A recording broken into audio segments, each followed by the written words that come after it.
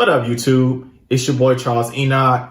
I just want to let you guys know I'll be MIA until next year. But I want to leave you guys with some of the best Velocity Banking videos of this year as a recap. So remember, smash that like button, and I hope you guys have a safe and happy holidays. Till next year.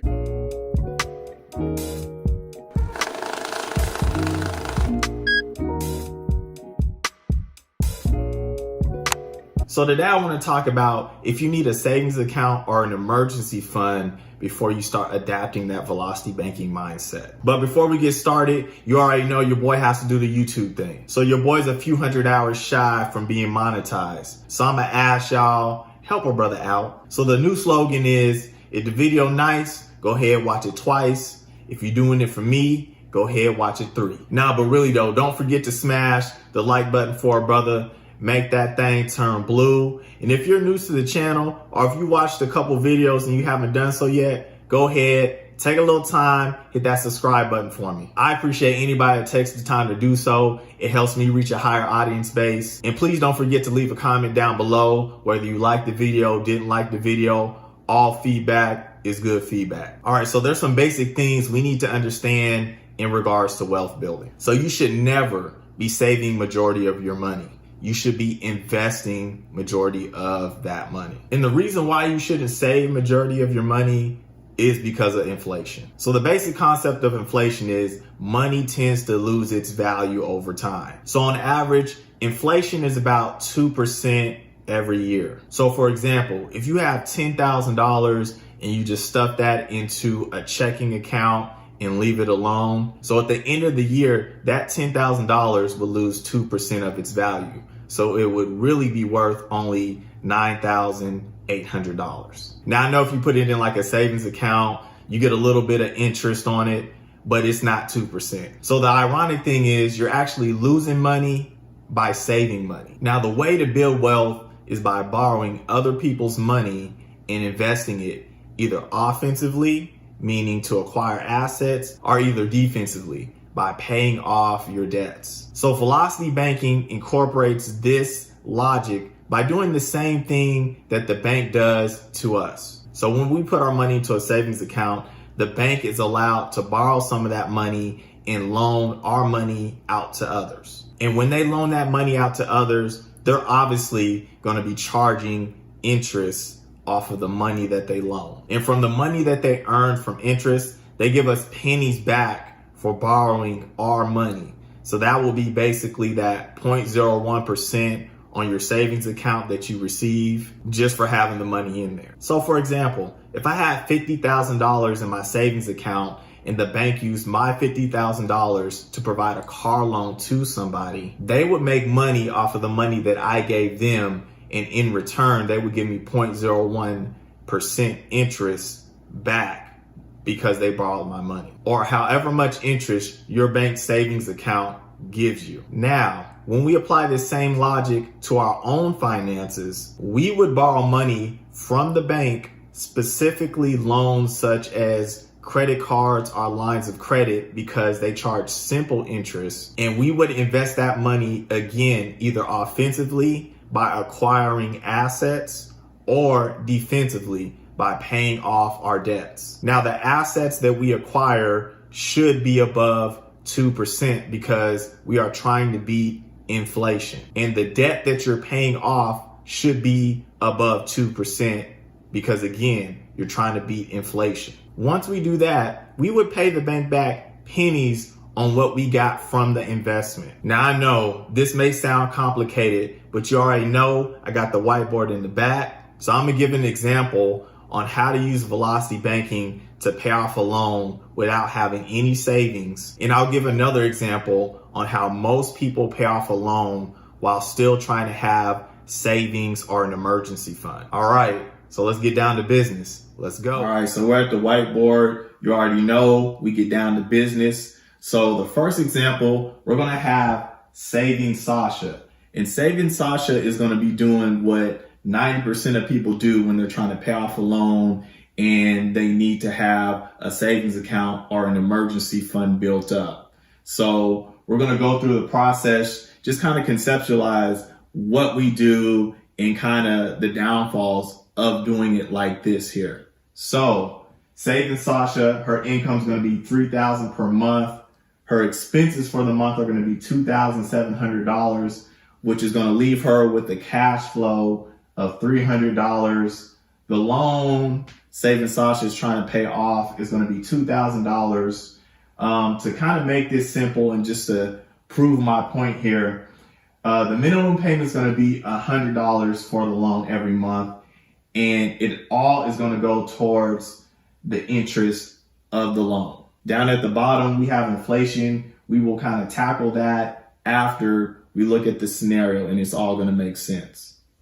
All right, so we have Saving Sasha, and we're going to pretend like it's January 1st. Now, most financial advisors, they're going to be like, hey, you need some type of an emergency fund. So Saving Sasha is trying to save her money up because she needs an emergency fund just in case something happens. While she's trying to save money, she's trying to pay down the loan as well. So let's see how this kind of pans out and turns out. So January, the emergency fund is going to be $300 because if we look at the income is $3,000, her expenses are $2,700, which she's just going to save that and put that into her savings account. She has $300 in the savings account. Remember, the loan is part of the expenses, and she's just going to pay the minimum payment, which all of it is going to go towards interest. So the debt is still at $2,000. Now, the loan interest that she's paid is $100 total because the $100 minimum payment went towards the loan.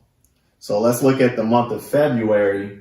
We see that she's going to save another $300. She's going to stuff that into her savings account because she needs to save her money. She's not even focused on defensively investing in regards to paying off this loan. So she's going to have $600 as an emergency fund in her savings account. The debt's still $2,000. It's just another interest of $100. So $200 in interest that she has paid towards the loan. Now, March comes. She's going to save another $300. But life happens, right? So she's going to have some type of an emergency. And the emergency is going to cost her $400. So with the emergency costing her $400, this savings account actually goes to $500. The debt is still going to be $2,000. And then the loan, the interest on the loan is going to be $300 because she paid the minimum payment and it all goes towards interest. So now she's still trying to build that emergency fund up to $2,000 to feel comfortable and not focus on the debt. So she gets an extra $300 for the month of April because remember, it went down to $500 because there's an emergency. So now it's at $800. The debt still at $2,000 because she's still paying the minimum payment. And the loan interest now is $500 on that loan. She's paying a lot in interest by focusing on just having a savings account to try to feel comfortable mentally, but it is pretty much killing her because she's so focused on saving. So we go down in the month of May. She's going to get another $300. She's at $1,100. The interest still keeps racking up that she's just paying and throwing towards the loan. Next month, $1,400. July comes, $1,700. August, $2,000. So now she saved up that $2,000 for an emergency fund. And remember, I didn't throw any other emergencies in there, but we know that within a span of 8 months, only one emergency, that's probably likely not going to happen. But we're going to act like it did happen. She only had one emergency, and that is totally it, right? So now in September, Saving Sasha can now focus on actually paying off the debt here. So if we see, and I see that there is an error here. So in September, instead of $1,600, it really should be $1,800. So we have to shift all of these. So I do apologize for that. But September is going to be $1,800 in regards to the debt. And why is that when the cash flow is $300. We have to remember that $100, the minimum payment, goes towards interest. So the principal, you're paying $200 off, and then the other goes to interest. So we see that the loan interest is at $900 for September, that she's just paying in interest and not the principal. So in October, it's going to be down to that $1,600, November $1,400, December $1,200. So if we kind of take a look at this here, and again, I know the debt column does have an error in it, but for December, she has her emergency savings of $2,000. The debt on there should be $1,200. So she still has not paid off the loan yet. And the interest that she paid on the loan is $1,200. Now, here is the kicker. We still haven't paid off the loan, right? Inflation hits us next year. So she's going to lose 2% of her savings. So if inflation's 2% and she has $2,000 in savings, then she's losing $40 of that money. So all the money that she saved, since she did not invest it, she lost 2% of that. And she did not even pay off the loan within the year. Now, I know this example seems pretty extreme because, hey, how's your minimum payment? All of it goes towards interest. We know that isn't true, but majority of the time, a lot of the payment goes towards interest. So if we're just paying these minimum payments, we're applying a lot towards interest. And that's what I want you guys to see, is that, hey, you're saving money on here, but you're actually losing money because of inflation and the interest that you're paying on the loan because you're not focusing on knocking down that loan, defensively investing. All right. So now we're at example number 2, and we saw how Saving Sasha moved. Let's see how Velocity Vince moves and how his mindset is when he is adapting the Velocity banking logic. So let's get down to it. Vincent's information is going to be pretty much the same as Saving Sasha's here. So Vincent's going to have an income of $3,000 a month. His expenses are going to be $2,700. His cash flow is going to be $300. And he's actually going to have a line of credit of $3,000. So pretty much he went to the bank, asked for a line of credit. He got approved for $3,000. Now, Vince is trying to pay off his loan of $2,000. And remember, the minimum payment is $100, and it's all going towards interest if he pays the minimum payment. So let's take a look at Vincent's logic with the Velocity banking and see how he does in regards to paying off his loan. All right, so we're on the other side of the board. And before we even kind of take a look at everything in January, we're going to go down to the equation and just kind of break it down so it's going to be making sense here. So Velocity Vince, he has a loan of $2,000 and he has the line of credit of $3,000.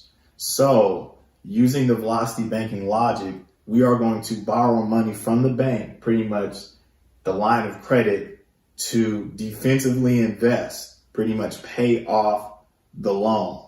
So step 1, we're using $2,000 of the $3,000 on the line of credit. We're going to put that onto the loan to pay the loan off in full. What this does is going to increase the cash flow by $100. So if we see the magnet, the cash flow is $300, now it's $400 because the minimum payment is $100 and it's gone because we paid it off. What this does too is it's going to decrease our expenses by $100. So we see the other magnet, the expenses $2,700, they're down to $2,600 now. So once we do that, and this is still the month of January, right? We're going to use $2,000 of Vince's income because he gets $3,000 for the month. We're going to put that onto the line of credit. We're going to pay that line of credit back up to full. Now on step 3, we're going to use the remaining income, the $1,000. We're going to put that towards the expenses, which the expenses now are only $2,600. And that's going to equal $1,600 in expenses.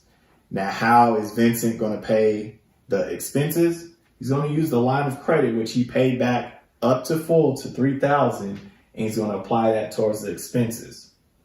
And what we have to remember for this example, that since the payment on the loan, we have to take $100 for interest. So the expenses are actually $1,700 because we have to add an extra 100, because when we make that payment, they are going to take 100 for interest here. So if we're looking in January, our emergency fund, which is our line of credit, we don't even have a savings account or emergency fund in regards to savings. It is just our line of credit.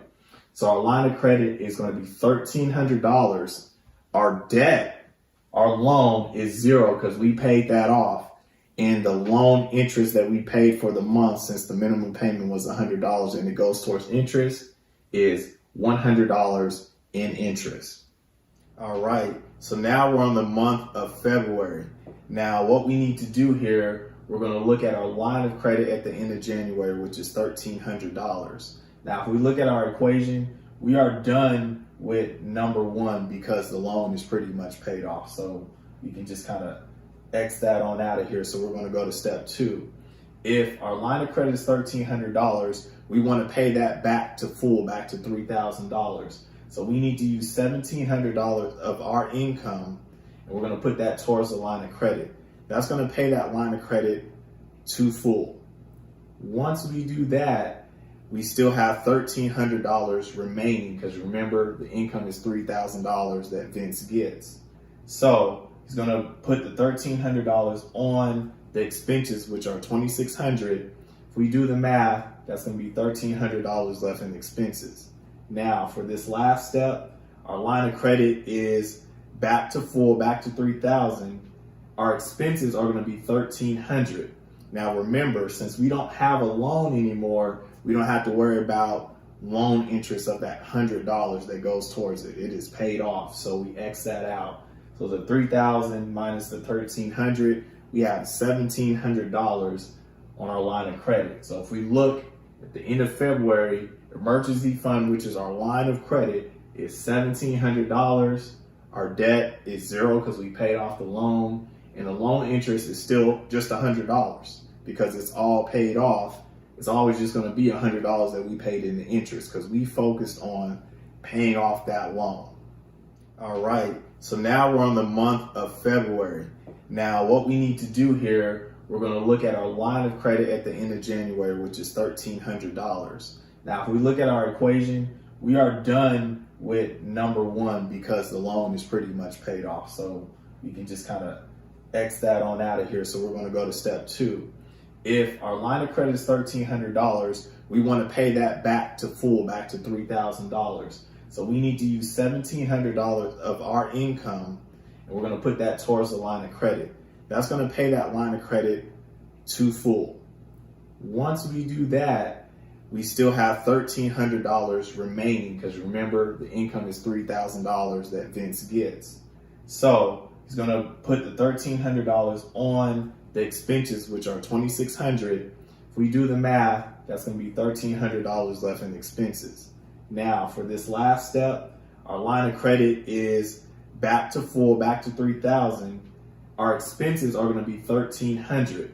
Now, remember, since we don't have a loan anymore, we don't have to worry about loan interest of that $100 that goes towards it. It is paid off, so we X that out.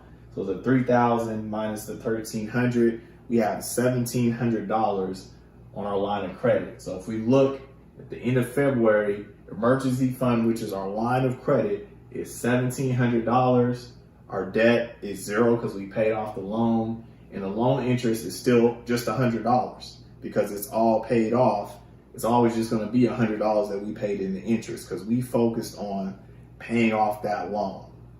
All right, now we're on the month of March. What we're going to need to do is look at what our line of credit was at the end of February, which was $1,700. So if it's $1,700, we're going to go to step 2 of the equation. We want to get that back up to the $3,000. We want to fill that line of credit back up. So we're going to use $1,300 out of our $3,000 of income. It's going to put that line of credit back up to full.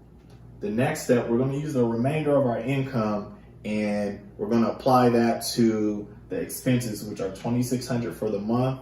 We do the math, we have $900 left in expenses. What we're going to turn around and do is, since our line of credit is back up to full, we're going to use $900 of the $3,000 of line of credit to pay the expenses. This is going to leave us at $2,100 on our line of credit. So let's say an emergency comes in the month of March, and the emergency's $400. So that's going to pull us back down because the emergency we're going to use on the line of credit. That's our emergency fund. We don't need to save $2,000. We use the bank's money, right? So we're going to take $400 out of that $2,100, and that's going to leave our line of credit to $1,700. So $2,100 minus the $400 equals $1,700. All right, so we're in the month of April, and like we know, stuff happens. We had an emergency in the month of March. So at the end of March, our line of credit was $2,100, but we have to minus $400 for the emergency. So our line of credit is $1,700. So this is going to be pretty much like a repeat. So if we go down to step 2, we want to fill up the line of credit again. Since it's at $1,700, we're going to have to use $1,300 of our income of the $3,000, and then we're going to apply that towards the line of credit. We're going to fill that thing right on up to $3,000. We're going to use the remainder of our income, $1,700, to pay majority of our expenses. That's going to leave our expenses at the $900. Like we already know, our line of credit's full. We're going to use some of that line of credit, $900 to be exact, and we're going to pay off those expenses, which is going to leave us at $2,100 for the month of April. So our line of credit, our emergency fund, $2,100. Our debt, our loan is already paid off. The loan interest, we only had to pay it for 1 month because we paid it in full. So still at that $100. All right, so we're on the month of May. And what we need to do, right, is look at April, what the line of credit was at the end of April, which was $2,100. So I'm pretty sure we're kind of getting used to everything here, but we're going to go down with a fine-tooth comb. So we're going to go to step 2. We want to pay our line of credit to full back up to the $3,000. So we're going to use $900 out of that $3,000 of income. We're going to pay our line of credit back up to full. Once we do that, we're going to use our remainder income, $2,100, and we're going to apply that towards most of our expenses. Our expenses are $2,600, and that's going to equal $500 if we do the math. So our line of credit is back up to full. We're going to use $500 out of the $3,000 of line of credit to pay off the remainder of the expenses. This is going to give us $2,500 left on our line of credit. So if we look at the month of May, line of credit, our emergency fund is $2,500.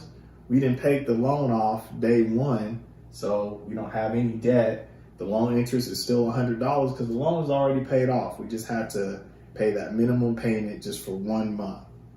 All right, so we're in the month of June. So we already know what we need to do. We got to look at our line of credit, AKA our emergency fund at the end of May, and it was $2,500. So we want to get our line of credit up to full. So we're going to go to step number 2. We're going to use $500 of our income. Boom, put that line of credit back up to $3,000. And then we're going to go to the next step. Our remainder income for the month is going to be $2,500. That's going to pay pretty much close to all of our expenses. And so that would be $100 if we do the math. Then we're going to use our line of credit and we're going to pay off $100 that is left. That's going to leave our line of credit at $2,900. So if we look at it, pretty much about 6 months and, you know, obviously some change. Me, honestly, I'd do like Uber Eats or something and get this little $100 up so it would be paid off in full. But if we look, it pretty much took us, it's way more than half the time, because Saving Sasha, she didn't even pay off her loan fully within the year. So it would take us 6-7 months, you know, to get this paid off by doing the velocity banking logic. So if we see here, saving money is actually losing you money. You can't save money, you have to invest your money.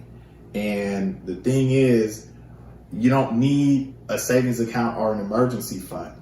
You get that from the bank. You get your line of credit, you get your credit cards just in case of an emergency, right? So this is the logic that we're using here. One other thing to note down at the bottom, to combat inflation with our emergency fund, which is our lines of credit, credit cards, I suggest that you should have multiple lines of credit or credit cards.